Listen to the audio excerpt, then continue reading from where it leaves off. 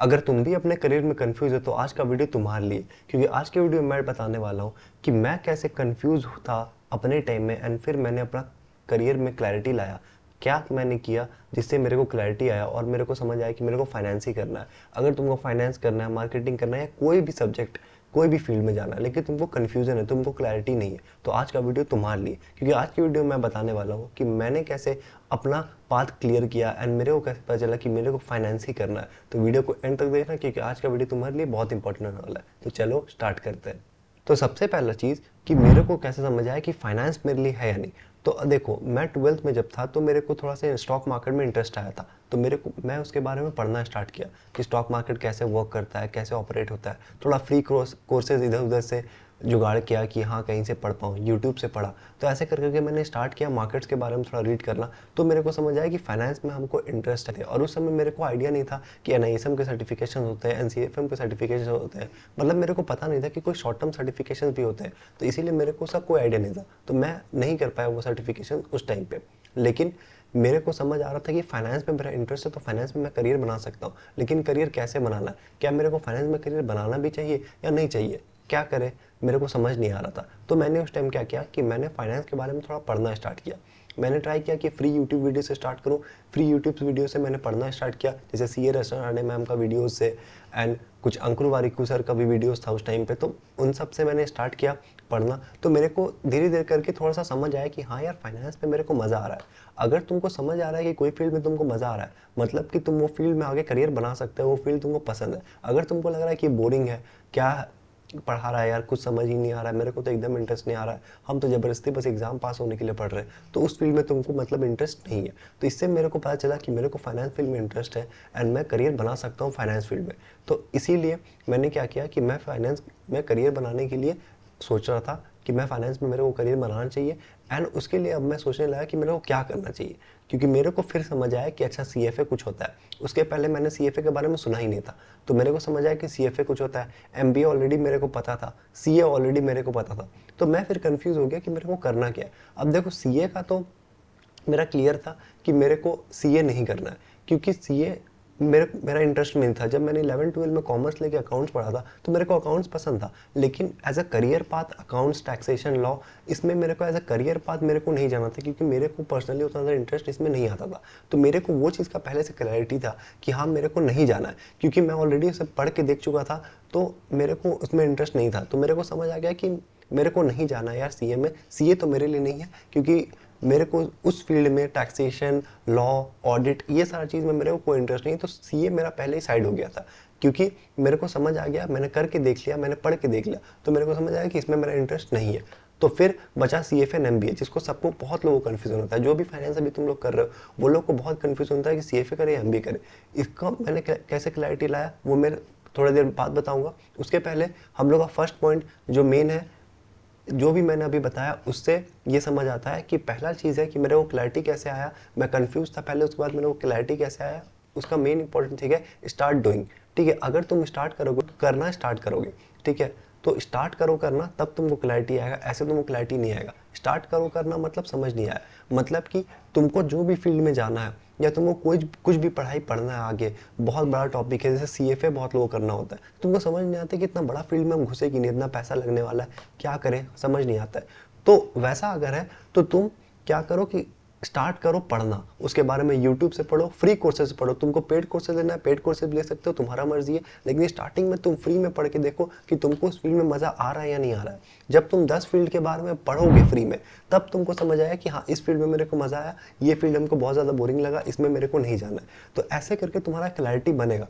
Start करो eliminate करना, समझना स्टार्ट करो कि हाँ यार मेरे को कौन कौन सा फील्ड में नहीं जाना है। जैसे मेरे को फॉर एग्जांपल मैं तुम्हें बताता हूँ कि 11-12 जब मेरा 10th मैंने पास किया था, तो मेरे को श्योर था मुझे साइंस में नहीं जाना है, मुझे कॉमर्स ही लेना है। क्यों? क्योंकि साइंस मेरे को नहीं पसंद था, और एसएसटी, हिस्ट्री, सिविक्स, ये सारी चीज़ में मेरे को इंटरेस्ट नहीं था। तो मैंने एलिमिनेट किया, तो जो बचा फिर मेरे को समझ आया कि हाँ इसमें मैं जा सकता हूँ। तो वैसे ही तुम लोग क्या करो कि अगर तुम लोग को नहीं समझ आ रहा है कि तुम लोग को करना क्या है, तो स्टार्ट एलिमिनेटिंग, एलिमिनेट करना स्टार्ट करो। ठीक है, तो ये हम लोग का सेकंड पॉइंट होगा। सबसे पहला पॉइंट को कि करना स्टार्ट करो, ठीक है, स्टार्ट डूइंग, करने का कोशिश करो, सारा चीज़ ट्राई करके देखो, तब तुमको पता चलेगा कि क्या तुम्हारे लिए है, क्या तुम्हारे लिए नहीं है। एंड देन सेकंड, एलिमिनेट करना स्टार्ट करो, क्या चीज़ तुमको ऑलरेडी नहीं पसंद है। बहुत चीज़ ऐसा होगा जो तुमको अभी से पता होगा कि तुमको नहीं पसंद है। जैसे मेरे को पता था 10th में कि मेरे को साइंस नहीं लेना है, मेरे को केमिस्ट्री नहीं पसंद है, मेरे को बायोलॉजी नहीं पसंद है, तो मैंने उसको पहले ही एलिमिनेट कर दिया, तो साइंस मेरे लिए एलिमिनेट हो चुका था। अब बचा था मेरे लिए कॉमर्स एंड आर्ट्स, तो आर्ट्स मेरे को नहीं करना था क्योंकि हिस्ट्री, सिविक्स, ये सारी चीज़ मेरे को इंटरेस्ट नहीं था, तो वो भी हट गया। तो ऐसे करके एलिमिनेट करो। ऐसे तुम लोग आगे भी जब ग्रेजुएशन में जा रहे हो या अपना कोई भी सर्टिफिकेट के लिए कर रहे हो तो उसका एलिमिनेट कर सकते हो। तो पहला स्टेप हुआ start doing, and then second step हुआ एलिमिनेशन। अब जब मैंने ये सारा चीज़ कर लिया तो मेरे को अब मैं फंसा हुआ था कि मैं CFA करूं कि MBA करूं। मेरे को समझ आ गया कि मेरे को फाइनेंस करना है, मेरे को क्लियर हो गया कि मेरे को फाइनेंस करना है। मैंने सारा कुछ करके देख लिया, मैंने पढ़ के देख लिया, मैंने एलिमिनेशन करके देख लिया। अब मेरे को क्लियर हो गया कि मेरे को फाइनेंस में ही जाना है। तो अब क्या करें? अब CFA करें या MBA करें? सब लोग तो MBA कर रहा है। उस टाइम पे उतना ज़्यादा CFA करता नहीं था, ठीक है, मेरे को उतना नहीं आइडिया था कि उतना लोग CFA कर रहा है। तो CFA करें कि MBA करें, ठीक है, मतलब ये ग्रेजुएशन में मैं सोच रहा हूँ कि CFA करें या MBA करें, तो मेरे को समझ नहीं आ रहा था। तो फिर मैंने क्या किया, एक कॉस्ट बेनिफिट एनालिसिस किया, ठीक है, मतलब मैंने देखा कि MBA अगर मैं करूँगा तो मेरे लिए क्या अपॉर्चुनिटीज़ है, क्या कॉस्ट है, CFA मैं करूँगा तो मेरे लिए क्या अपॉर्चुनिटीज़ है, क्या कॉस्ट है, ठीक है। तो मैंने दोनों को एनालाइज किया कि दोनों का प्राइस पॉइंट कितना है। MBA में ज़्यादा लगता है 15, 20, 25 लाख अगर तुम प्राइवेट कॉलेज से करो, मतलब अगर FMS ये सब का बात ना करें, ठीक है, नॉर्मल कॉलेज का बात करें तो, या IIMs का भी बात करें तो 25 लाख 20-25 लाख तक तुम्हारा फीस जाता है। CFA में अराउंड तुम अगर अच्छे ट्यूशन से पढ़ रहे हो, सारा कुछ इंक्लूड करके अगर तुम फर्स्ट अटेम्प्ट में क्लियर कर लेते हो तीनों लेवल, तो 4 से 5 लाख तुम्हारा मेरे को लगता है एक्सपेंस आता है। तो ऐसे करके मैंने कॉस्ट बेनिफिट एनालिसिस किया कि CFA अगर मैं कर लेता हूँ तो CFA करने के बाद मैं जॉब करने के बाद अगर MBA करूँ तो उसका ज़्यादा वैल्यू होगा एज़ कम्पेयर टू मैं MBA पहले करूँ फिर जॉब करूँ फिर CFA करूँ। और जॉब करते करते CFA करना इज़ डिफ़िकल्ट, वो ज़्यादा हार्ड है एज़ कम्पेयर टू जॉब करते करते कैट करना, क्योंकि 3 लेवल तुमको क्लियर करना पड़ेगा, तो वो ज़्यादा डिफ़िकल्ट है जॉब करते करते करना। तो इसीलिए मैंने डिसाइड किया कि CFA पहले करता हूँ, उसके बाद जॉब करूँगा, उसके बाद मेरे को अगर ऐसा फील हुआ कि MBA करने की ज़रूरत है तो MBA करूँगा बाद में। तो ऐसे करके मेरे को क्लैरिटी आया कॉस्ट बेनिफिट एनालिसिस से। तो थर्ड चीज़ जो हम लोग को करना चाहिए अपना क्लैरिटी लाने के लिए कन्फ्यूजन के बाद, वो होता है कॉस्ट बेनिफिट एनालिसिस। अब जो नेक्स्ट चीज़ है कि मेरे को क्या रिग्रेट्स रहा है मेरे कॉलेज में, मैंने ग्रेजुएशन के टाइम में, देखो मेरे को उतना ज़्यादा कुछ रिग्रेट रहा नहीं है कि मैंने क्या किया क्या नहीं किया, लेकिन क्योंकि मैंने अपना लेवल 1 लेवल 2 दोनों कॉलेज में पास कर लिया था ग्रेजुएशन में, तो इसीलिए मेरे को उतना ज़्यादा रिग्रेट नहीं है कि मैंने कॉलेज को यूटिलाइज़ नहीं किया। लेकिन फिर भी अगर तुम ग्रेजुएशन में जा रहे हो, अगर तुम लोग भी 12 पास कर रहे हो या तुम लोग ग्रेजुएशन में हो, तो ट्राई करना कि ऐसे कॉलेज में जाने का, अगर तुम लोग 12 पास किए हो अभी, जहाँ पे तुम लोग का एक्सपोजर अच्छा मिला। देखो डिग्री मैटर नहीं करता है, सारा कॉलेज में तुमको सेम ही पढ़ाई पढ़ाया जाएगा। हाँ, किसी के टीचर्स अच्छे होंगे, किसी के टीचर खराब होंगे, लेकिन वो तुम्हारा फिर ज़्यादा कुछ नहीं करेगा, क्योंकि जो डिग्री होता है ना, जो अंडर ग्रेजुएशन का डिग्री होता है, उसमें जो पढ़ाई होता है करिकुलम में, वो पढ़ाई तुम्हारा वैसे भी बहुत ज़्यादा कोई काम नहीं आने वाला है। तो इसीलिए तुम लोग ट्राई करना कि वैसे कॉलेज में जाओ जहाँ पे एक्सपोजर अच्छा है। एक्सपोजर मतलब ये नहीं बोल रहा हूँ कि जहाँ पे इवेंट्स हो रहा है, एनुअल इवेंट हो रहा है, ये हो रहा है, वो हो रहा है, वो कॉलेज में नहीं बोल रहा हूँ।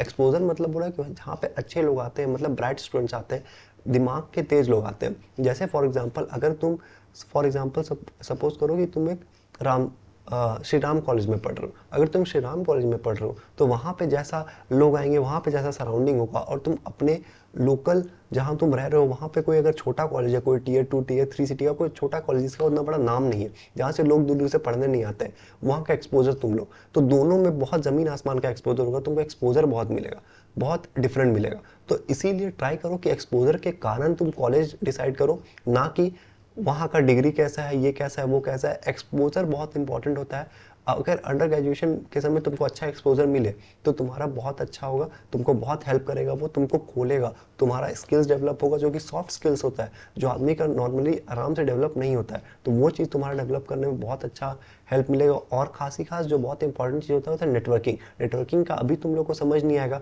लेकिन जब तुम लोग जॉब के लिए अप्रोच करोगे फ्यूचर में जाके, तब तुम लोग को समझ आएगा कि यार नेटवर्किंग का कितना वैल्यू है। कि तुमको अगर पता हो कि तुम्हारा कलीग्स लोग हैं अलग अलग कंपनी में, तो कितना तुमको फ़ायदा होता है, तुम्हारा नेटवर्किंग हो बहुत अच्छे लोगों से, जो कि एक अच्छे जगह है, तो कितना बेनिफिट होता है। सीनियर से नेटवर्किंग हो, जूनियर से नेटवर्किंग हो, तो कितना ज़्यादा ईजी हो जाता है सारा कुछ। तो इसीलिए तुम लोग ट्राई करना कि अच्छे कॉलेज में जाओ जिसमें कि एक्सपोजर अच्छा हो। ठीक है, एक्सपोजर बहुत इंपॉर्टेंट है। डिग्री तो यार सभी ले ही लेता है, उसमें कोई बड़ा बात नहीं है। एक्सपोजर, प्रैक्टिकल एक्सपोजर बहुत इंपॉर्टेंट होता है मेरे हिसाब से। मैं क्यों बाहर नहीं गया अपने शहर से, क्योंकि मेरे टाइम क्या था कि कोविड था, तो मेरे को वो चीज़ नहीं था कि मैं बाहर जाके पढूं, क्योंकि कोविड टाइम में बाहर जाके पढ़ना नहीं था उतना ज़्यादा बेनिफिट, ठीक है, उतना ज़्यादा नहीं था सही, क्योंकि सब लोग घर ही में पढ़ रहे थे। सबका था कि तुम लोग घर से ही पढ़ो, घर से ही क्लास होगा, ऑनलाइन क्लासेस उस समय स्टार्ट हुआ था तो ऑनलाइन क्लासेस ही होगा, तो कोई बेनिफिट नहीं था। इसीलिए मैंने अपने शहर में ही एक डिसेंट से कॉलेज में एडमिशन लिया था, तो जिसके कारण मेरे को उतना ज़्यादा एक्सपोजर नहीं मिला जितना हो सकता है मैं अगर बाहर जाके पढ़ता या कोई और बेटर कॉलेज में पढ़ता तो मिलता। तो इसीलिए मेरा ये रिग्रेट तुम लोग बोल सकते हो, लेकिन वैसे मेरे को लगता है कि सब कुछ सही हुआ, जो हुआ अच्छा हुआ। तो इसीलिए तुम लोग ये चीज़ मत करना गलती, एक अच्छे कॉलेज में एडमिशन लो, ट्राई करो कि एक अच्छा एक्सपोजर मिले तुम लोग को, वो तुम लोग को बहुत हेल्प करेगा आगे जाके। और मेरे को कमेंट सेक्शन में जरूर बताना कि आज का वीडियो तुम लोग कैसा लगा, क्योंकि आज का वीडियो में हमने डिस्कस किए कि कैसे तुम लोग कन्फ्यूजन से क्लैरिटी की तरफ जा सकते हो, एंड क्या तुम लोग को कॉलेज में फोकस करना चाहिए, एंड क्या मेरे को रिग्रेट है कॉलेज में।